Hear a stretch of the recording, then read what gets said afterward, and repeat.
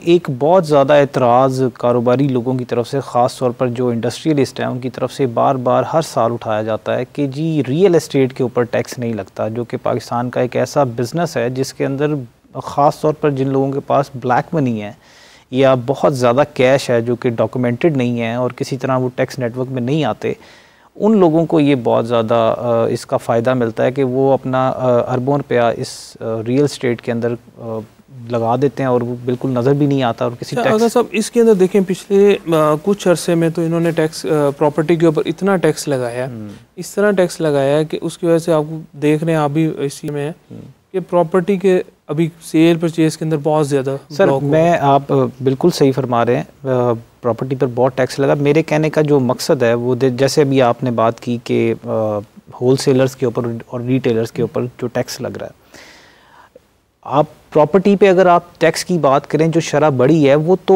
जो and consumer है उसके ऊपर सारा बोझ आ जाता है। ऐसी है जिसने सेल करनी है या परचेज़ करनी है, जिसने खुद ख़रीद के उसको सेल करना है, उसके ऊपर ये सारा बोझ है। लेकिन जो लोग इसके अंदर बहुत बड़े बड़े डीलर हजरात हैं या बहुत बड़े जो इसमें रियल एस्टेट में जो काम करते हैं, बल्क में सोसाइटीज़ का काम करते हैं, उनके ऊपर कोई बर्डन नहीं डालने का कोई मंसूबा नहीं है। सर देखें उसके अंदर मैंने आपको अभी पहले थोड़ा सा गाइड किया था कि देखें अब 200 जो सेक्शन है जो डील करता है प्रॉपर्टी की सेल और परचेज़ के ऊपर, अब उसमें भी इन्होंने फाइलर, नॉन फाइलर और लेट फाइलर वाली कैटेगरी बनाई है।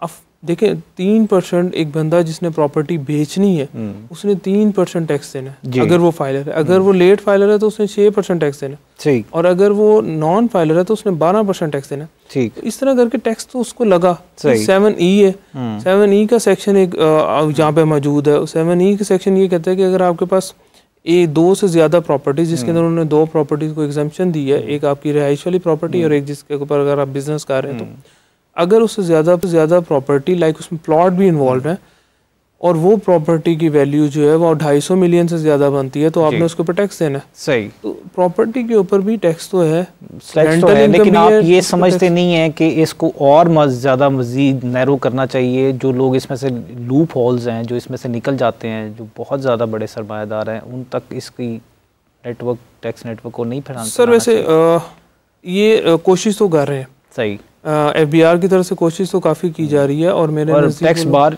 टैक्स बार की तरफ से कोई रिकमेंडेशन इसमें? टैक्स बार देखें प्रॉपर्टी के ऊपर ये लोग प्रॉपर्टीज़ को टैक्स नेट के अंदर, लेकिन इसके अंदर जो मेन चीज़ जो टैक्स बार इसके अंदर कहती है कि लेकिन जिन लोगों ने फाइलें ली हैं, प्रॉपर्टी की एक फाइल परचेज होती है, उसको भी टैक्स नेट के अंदर लेके, यही उससे भी इंक्रीज होगा। जो ओपन एग्रीमेंट बनते हैं उनको भी टैक्स नेट में लेकर आया जाए, उससे भी रेवेन्यू में इंक्रीज होगा। लेकिन अभी भी हमने मेरे ख्याल में हमने इस प्रॉपर्टी वाले सेक्टर के ऊपर काफ़ी टैक्स लगाया हुआ है, काफ़ी बोझ डाला हुआ है। अच्छा, वैसे ये बात आमतौर पर कहना थोड़ा सा लगेगा, लेकिन ये एक टर्म तो मौजूद है। वो ये ज़रूर बताइएगा कि ये टैक्स रिफ़ंड क्या चीज़ है? कौन से अफराद इसमें शामिल होते हैं जो टैक्स गवर्नमेंट से अपना टैक्स वापस वसूल कर सकते हैं? ये क्या? अच्छा साहब, इसमें लाइक ये टैक्स रिफंड एक बहुत बड़ा चैप्टर है, लेकिन मैं एक आपके लिए और आपके देखने वालों के लिए कुछ थोड़ा सा इसको थोड़ा सा एलेबोरेट करता हूँ। टैक्स रिफंड जिसमें सिंपल सी बात है, एक बंदा है जिसने सैलरी किया है, सैलरीड इनकम है उसकी। अब सैलरी के ऊपर उसने जितना उसने सैलरी कमाई उस पर उसका विद होल्डिंग टैक्स हर महीने हो गया। जैसे उसको सैलरी मिलती है विद होल्डिंग टैक्स उसका कट जाता है, कट के और उसको फिर सैलरी मिलती है। अब उसके बाद अगर उसने कोई प्रॉपर्टी परचेज कर ली, उसने अपनी सेविंग से कोई गाड़ी परचेज कर ली, उसने कोई जिसका मोबाइल का टैक्स है, इलेक्ट्रिसिटी बिल के ऊपर आपको पता है 25,000 से ऊपर अगर आप रेजिडेंशियल मीटर यूज़ करते हैं तो उस पर भी टैक्स करता है। ये वो चीज़ें अगर आपने अपनी एक्सेस, चूँकि सैलरी वाले का फाइनल टैक्स है, क्योंकि जितनी उसकी सैलरी है उतना उसका टैक्स काट किया हुआ है। अब अगर आपने गाड़ी परचेज की है या प्रॉपर्टी परचेज की है, 3% उसका टैक्स काट गया। सही। अब वो 3% के लिए आप FBR में एप्लीकेशन जमा करवा सकते हैं अपने रिटर्न के साथ। सेक्शन 170 है जिसके तहत हम लोग रिफंड की एप्लीकेशन फाइल करते हैं। वो आप रिफंड एप्लीकेशन फाइल करें, लेकिन फिर वो सिस्टम यही है कि हमारे मुल्क के अंदर सिस्टम बना हुआ है, लॉ बना हुआ है, लेकिन कुछ FBR भी जो है वो वहाँ पे सख्ती कर जाता है, वो देता भी नहीं है रिफंड। अब इसको मेरा ख्याल है FBR में कुछ का लफ्ज़ इस्तेमाल करना भी नाजायज़ होगा। अब नाजायज़ तो है क्योंकि FBR के तो बहुत सारे मामलात हैं, हर बार हर हुकूमत FBR पर इल्ज़ाम लगाती है। ऐसे ही है। चूँकि वो ज़ाहिर बात है, अब एप्लीकेशन फाइल करते हैं तो उसके बाद जो है वो उसको परसू कोई नहीं करेगा, उसको कोई देखेगा नहीं, कोई FBR का कोई नुमाइंदा आपसे रब्ता नहीं करेगा, कोई इंस्पेक्टर आपको कॉल नहीं करेगा, कोई पूछेगा नहीं, उसके लिए आपको खुद ही जाना पड़ेगा। सही। और वो फिर भी आपको रिफंड नहीं देंगे। सही। वो रिफंड आपको कब देंगे? जब आप FTO में जाएंगे, उनके खिलाफ कंप्लेन करेंगे, या आप जाएंगे हाई कोर्ट के अंदर, रीट में अंदर जाएंगे, तो फिर ही शायद आपकी सुनवाई हो और आपको रिफंड मिले। वैसे इसका नॉर्मल प्रोसीजर है क्या अगर आप टैक्स रिफंड लेना चाहते हैं गवर्नमेंट से अपना? सर नॉर्मल प्रोसीजर तो यही, आपने टैक्स रिटर्न फाइल की, लेट्स सपोज आपने सैलरी वाली आपकी इनकम है, इनकम के बाद आपने एक प्रॉपर्टी परचेज की जिसके ऊपर 3% टैक्स कट गया, लेट्स सपोज वो 3 लाख है, अब 3 लाख आपका रिफंडेबल टैक्स आ जाएगा रिटर्न के अंदर। उसके बाद अब एक एप्लीकेशन होती है सेक्शन 170 की, वो आप फाइल करेंगे और उसके बाद फिर उसके साथ आप वो डॉक्यूमेंट भी लगाएंगे, अटैच करेंगे, अपनी रिटर्न की कॉपी लगाएंगे, और जो आपका विदहोल्डिंग का चालान है आपके पास, CPR है, वो साथ लगाएंगे। उसके बाद आप उसमें कंसर्न्ड ऑफिसर के पास जाएंगे। लाइक बेसिकली तो होना नहीं चाहिए, लेकिन चूंकि सिस्टम सारा ऑटोमेटिक है जी। वैसे तो अकाउंट के अंदर डायरेक्ट पैसे ट्रांसफर होने होते हैं, लेकिन वो आपको जाना पड़ेगा, आपको परसू करना पड़ेगा। आप जब तक पीछे नहीं जाएंगे, इंस्पेक्टर से बात नहीं करेंगे, वो कमिश्नर ने अप्रूवल देनी होती है, और फिर वो बात जाती है बोर्ड में, और बोर्ड फिर जो है वो आपके अकाउंट में पैसे ट्रांसफर करता है। और ये जो एक बड़ा लेंथी प्रोसेस है, इसकी वैसे कोई कानूनी तौर पर कोई टाइम लिमिट मौजूद है?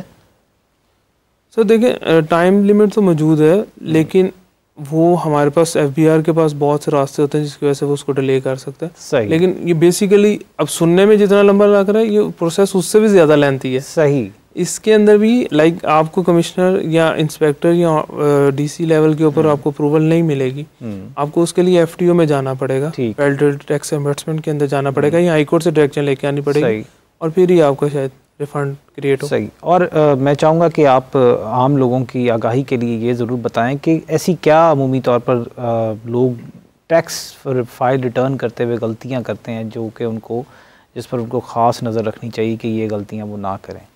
सर देखें, इसको एक्सप्लेन करना चाहे थोड़ा सा मेरे लिए मुश्किल होगा। सही। क्योंकि मैं इस चीज़ का कायल हूँ कि अगर आपने कोई भी काम है, जिस तरह आप एक प्लम्बर वाला है या कोई भी काम है, जो एक्सपर्ट्स ओपिनियन होते हैं, वो एक्सपर्ट का ही काम होता है। सही।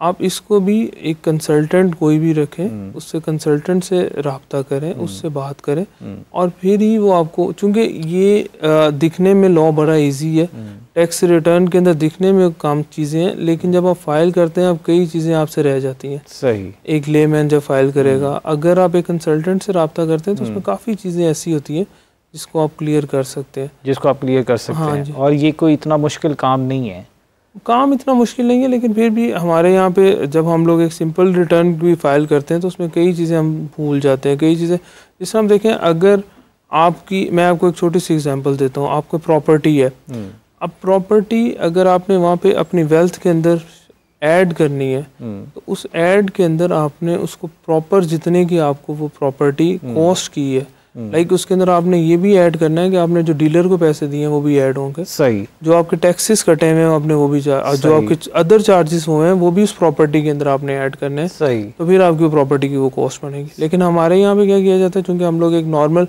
के अंदर आपसे कोई पूछे कि यार आपने ये प्लॉट कितने का लिया, तो हम कहेंगे 10 लाख का लिया। अब वो 10 लाख के ऊपर जो 2 लाख रुपया लगाया आपका, वो ये एक छोटी सी एग्जांपल है। इसी तरह कई चीज़ें होती हैं जिसके लिए कंसल्टेंट मेरे ख्याल में एक लाजिम है कि आप कंसल्टेंट से कंसल्ट करके तो फिर ही अपनी रिटर्न फाइल करें। और आमिर साहब ये भी बताइएगा कि जो लोग नॉन फाइलर हैं अभी तक और वो फाइलर होना चाहते हैं, उनको क्या क्या चीज़ें कंसीडर करनी चाहिए?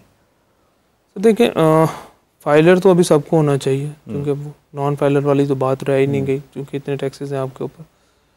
जब भी आपने फाइलर होना है, तो फाइलर होने के लिए मेन चीज़ जो है वो सबसे पहले NTN उसका बनाएंगे, आपने IRS के अंदर आपको रजिस्टर्ड करेंगे, और उसके बाद जितनी आपकी प्रॉपर्टीज़ हैं, जो आपकी सेविंग है, वो सारी की सारी आपने उसके अंदर मेंशन करनी है। और तमाम आपका कारोबार या आप जॉब करते हैं, जो भी आप करते हैं और जो आपने बेसिकली ये इनकम टैक्स की रिटर्न है तो इसी के ऊपर ना, कि आपने 1 साल के अंदर क्या कुछ कमाया और किस किस सोर्स से कमाया। आपको पता है कि आपके डिफरेंट हेड्स हैं इनकम टैक्स के अंदर भी, जो आपके सोर्स ऑफ इनकम के मुख्तलिफ हेड हैं। एग्रीकल्चर इनकम का अलग हेड है, आपकी सैलरी इनकम है, आपकी बिजनेस इनकम है, आप कहीं सैलरी के साथ साथ कंसल्टेंसी भी दे रहे हैं, उसकी अलग इनकम है। उन सारी चीज़ों को क्लब करना होता है, उन सबको आपने मेंशन करना है। फिर उसके अलावा अगर आपकी कोई प्रॉपर्टीज़ हैं, कोई सेविंग्स हैं, उन सबको ऐड करना है। अच्छा, यही चीज़ आपके वो जो आप पूछ रहे थे कि कंसल्टेंट्स या अगर आप इंडिविजुअली कर लेते, अब इसमें देखें कमेटी हम लोग सब तकरीबन सब लोग कमेटी वाले कॉन्सेप्ट के अंदर है, लेकिन कमेटी को जो है वो FBR के अंदर कोई उसका नहीं है, टैक्स रिटर्न के अंदर उसका कोई एंट्री नहीं है, उसके अंदर आप कहीं पे नहीं लिख सकते कि मैंने कमेटी डाली हुई है। और ये सारी चीज़ें इसी तरह ही हैं। और ये भी आम लोगों की नॉलेज के लिए बताइएगा कि जिन लोगों को नहीं पता कि कितनी आमदन के बाद आप पर टैक्स लागू हो जाता है कि आपको फाइलर होना लाजिम है। अच्छा, फाइलर होने एक अलग चीज़ है।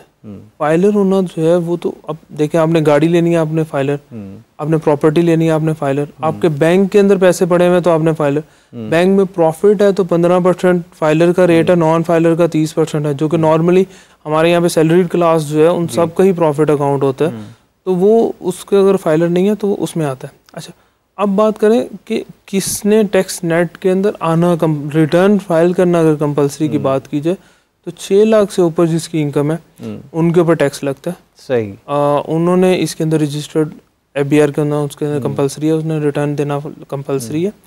इसके अलावा अगर आपका 250 स्क्वायर यार्ड से ज़्यादा का घर है या फ्लैट है आपके नाम पे, 1000 सीसी से ऊपर की गाड़ी है आपके नाम पे, तो उन लोगों ने इसमें रजिस्टर्ड होना लाजमी है।